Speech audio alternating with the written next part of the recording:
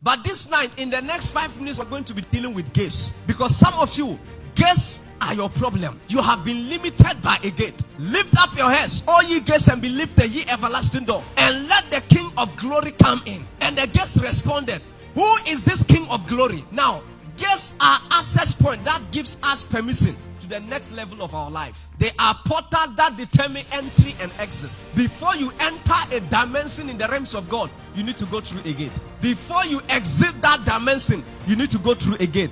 So gates are spiritual conclaves of dominion that determine the prosperity and then the access of men in the physical realm. So whenever you see a man accessing a realm that you have no access to, that man have access a gate. If you look at Ghana, the system of Ghana is a gate. That before you get a job in Ghana, you need to break through gates. Men are gates, systems are gates. There are men that are gates. That if you don't know how to deal with those men, some men can be good gates, some are evil gates, and some men are gates limiting you to your next level of increase. So if you don't know how to deal with that gate, you will live your life. Your life will be a frustrated life for the rest of your life. You are intelligent, but you need to break a gate for men to see you. You are gifted, yet no one sees you. You can sing, yet when you sing, no one hears you. But there is another man who you can sing better than. When that person even scream or shout, people are sharing and people are ready to hear that person. I was telling some people the last time that these people we follow and we hear and we listen to their songs, Snatch and Co, whoever,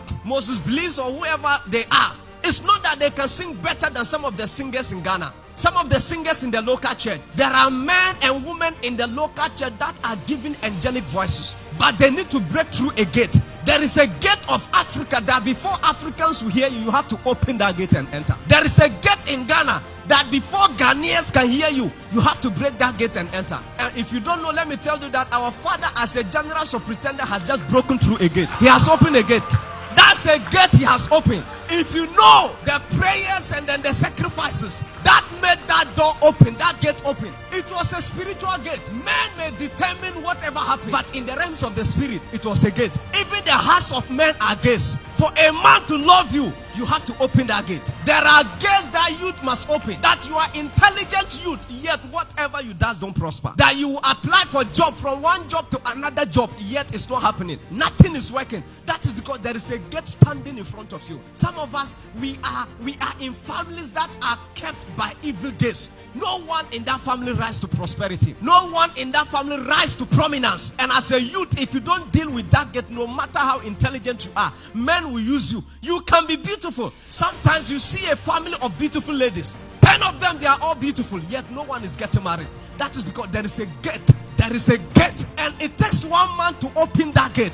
If you open that gate, the rest will come out. It will take only one man to open that gate. It took only David to open a gate in the house of Jesse. He became a king. Solomon became a king. Reuben became a king. What happened?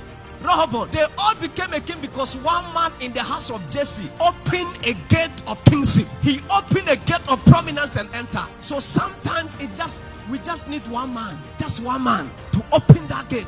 And after the person opened that gate, he said, all of you get out. No one is permitted to live here. And no one is permitted to remain in this Lodeba state, in this state of obscurity, shame, and disgrace. Everyone should get out. You need to open a gate tonight. You need to open a gate. Look, these days, no one listening to you. I was telling some people, there are many people on Facebook, YouTube, social media. There are many songs. There are many preachers. For you, for your voice to be heard, you need to open a gate of social media. There are mountains. We have about 7 mountains of influence that before your voice can be heard, there are gates you have to open. That's why when men are talking, they are not making noise. They are dealing with gates. They are addressing spiritual gates. They are addressing gates that have kept them in bondage for years and for decades. Gates in their family that have kept their family people in bondage for decades. Do you think that some of the families that does better than some families, is it that they are not hard work? They are hard work. Trust me, those who work hard these days, they are not those who make it. As a matter of fact, those who have the highest pay in Ghana, they are not those who actually work for Ghana. They don't work hard. They don't work hard. They don't work hard. Those who are actually the hard workers, they are those who receive the less pay. That's because gates must open. There are some gates that must be dealt with. If you are the only person born again in your family, know that you have dealt with a gate. So if you are the only person born again in your house for more than 10 years, no one has joined you, know that that gate is not properly open. It is not properly open. If you are the only successful person in your family, trust me, that gate is not properly open. Maybe it open once you leave, they close again. This time, tonight, we are not opening and closing it. 10,000 years to come. That is if Jesus tarry. I told some people, do you know why Americans are living under open heavens? That someone will have visa to America and that person is thanking God. He's giving a testimony in church. That somebody who had visa to UK and the person comes back to church and the person is giving a visa. Sometimes we prophets, we feel ashamed to come and call you that there is a visa opening to America and everyone is clapping hands and the person is screaming and crying with tears like he's about to die. What type of country did we find ourselves in? That there is another country that if you get visa, it becomes a testimony. Do you know what happened? During the days of Oral Roberts, Kenneth Hagin, during the days of Smith Wigglesworth and co, those men, Catherine Kuma, they stood there and opened the spiritual gates and opened blessing over America. Up until now, those gates are open. A homosexual can be in America and yet there is a tongue-speaking man of God in Ghana who is trusting God to go to America. Yet that person is a homosexual and he's America. It does not disqualify him or her because he's a homosexual. That is because he's living under open heavens. Gates are open over their life. A man opened that gate. It doesn't matter how they misbehave. That gate is still open. I read the scripture where God told Solomon, if not for the sake of your father David, I would have killed you. Thank God your father David has prayed for you. There is a gate your father David have opened and he has closed some doors and some gates. That's why I am still looking at you, Solomon. If not now, I would have killed you. Because God was so angry after Solomon have messed up. Yet, David have closed that gate. David have entered a covenant with God. No more death in my house. He has closed a gate of death. So God wanted to do it. But God even obeys spiritual principles. Hear me well. Your father was not stupid. He was hardworking. Your father was not lazy. He was hardworking. It's just that he didn't understand this secrets. So for you to be under this type of illumination and revelation and your life is still the same, there's something wrong. I want someone to go home, lock your door. Say, for the next 3 days, I am not coming out. No call, no message. I am locking myself inside this room. I am going to address those ancient gates and everlasting doors that have limited myself, my siblings, and people in the house. Why do you think you can be in a relationship and someone will just send you a message and say, it's over? What happened? You didn't do anything. There is a gate in your family. There is a gate against marriage. No woman is getting married in your family. No matter how good you are. No, you can buy that person Ghana. He will still go and marry someone who is a thorn in his flesh. There are people who are medical doctors and yet they are smoking. It's a gate of smokes. In their family they smoke. It's a gate. He will advise you against smoking, yet he himself, he hide and smoke. It's a gate. You see the struggle of youth in this country. They are spiritual gates. And the devil is sponsoring some people. Hide there. Even these days, if you are growing as a young man of God, there are gates you must break through. Accusation is a gate. They are gate of manipulation and propaganda. Propaganda to sabotage and cut you short, to stop you from rising and from fulfilling the destiny that God has given you. They are gates. Poverty is a gate. Disease is a gate. Sickness is a gate.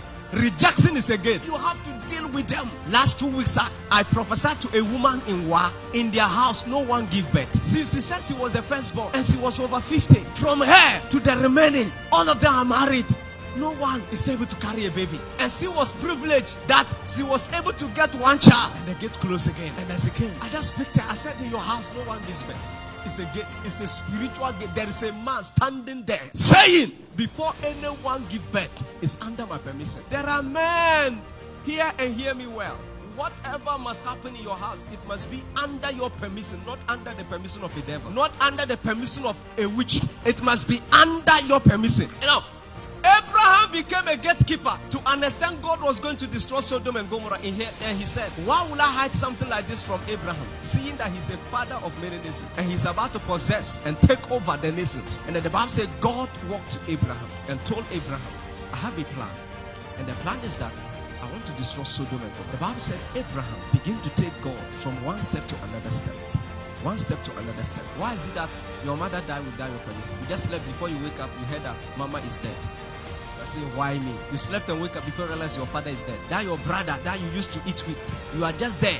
You were in a meeting, enjoying grace, screaming and laughing, and then a call entered all of a sudden, and they told you that he had a car accident. And you said, how? He's just 27. He's just 32. Why didn't God inform you? That is because God wanted to tell you, but you were not available. Because God has seen you as a gatekeeper. But when God comes there, he's not seeing you standing at the gate. So he has no option than he don't know what to do. He wanted to inform you. You think that God didn't know where Adam was? He said, Adam, where are you? And he said, I am naked. God knew where he was. But when God entered the Garden of Eden, he made Adam the keeper, the gatekeeper of the Garden of Eden. He was the gatekeeper. So when Adam fell, he was no longer standing at the gate. So when the Lord entered the Garden of Eden, he saw vacancy. He saw that the gate was empty and Adam was not standing there. Spiritually, he didn't see Adam. He has not been asking Adam, where are you? Because God was spirit. He appeared to Adam wherever he is. But that day when he entered Adam, there was no gatekeeper. The gate was empty. He said, where are you? He said, I am naked. He said, who told you? I was expecting a good answer. Who told you? You don't even know that you are the gatekeeper of this place. Who told you? The Bible said that day God drove Adam out and then brought a cherubim to be a gatekeeper of that garden. A man was a keeper, but when he failed, God drove him out and brought a cherubim. Some of you have been driven out not by God but by the devil, and he's not the gatekeeper of your house. He determines who dies and who lives. He determines who gets married and who don't get married. And yet you are a youth and you are in church every Sunday. You pray and nothing happens. What is happening? You have failed as a gatekeeper. Get angry at yourself and restructure yourself. Revive your prayer life. Revive your spirituality. You are youth and this is the best time you can do business with God. There is a day coming you will not be able to do business with God. The best time is now. You can pray 18 hours non-stop, 24 hours non-stop. It is possible for you to pray. There is a day coming you will not be able to pray for 2 hours. You better don't regret it. You better start now. You are a gatekeeper. Things are happening in your house and you are standing watching. There are people blaming their fathers. They are blaming their mothers. They are blaming altars. Why is it that an altar can still manipulate your life after you are born again for more than 10 years? An altar is still manipulating you. You said, I believe it is my house altars that is behind this. Why? You are also an altar. You are an altar. You are a greater altar. Yeah. You are one. Be on your feet. You are going to tell God, Father, I am a gatekeeper. I'm sorry these days. And all this while I didn't know. But I have learned it.